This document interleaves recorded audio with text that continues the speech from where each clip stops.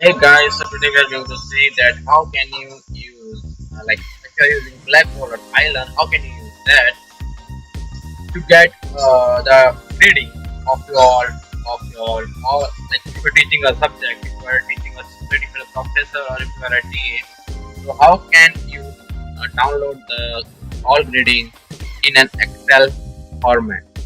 So how to do that? So as you can see down here, I have downloaded that. So it's an XLS.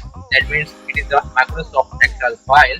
So sometimes what happens, you need to edit some column and you need to get like an average or like something like zero point 0.5 from your test, zero point 0.3 from final, like some percentage wise you need a grading. So how to do that? You need to first of all download all the grading in an Excel format. So how to do this? Well, I'm going to my course where I am teaching. So here you go to course management, click on this grade center, go to full grade center.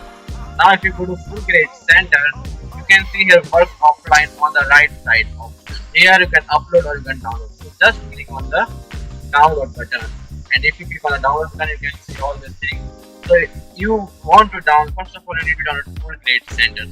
So you click mark on that full grade center, and here delimiter type, use tab option because tab is if you can use that in the Microsoft Excel.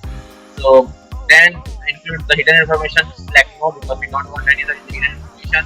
Now after this click on submit, and after that you can see download a button. Here click on the download button to get all that information in the Excel sheet. Now if you click on this, open that Excel sheet, it will open all the grading which you have done. Click on yes.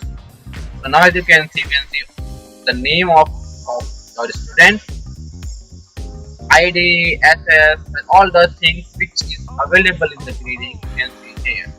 And now you can edit in the Excel.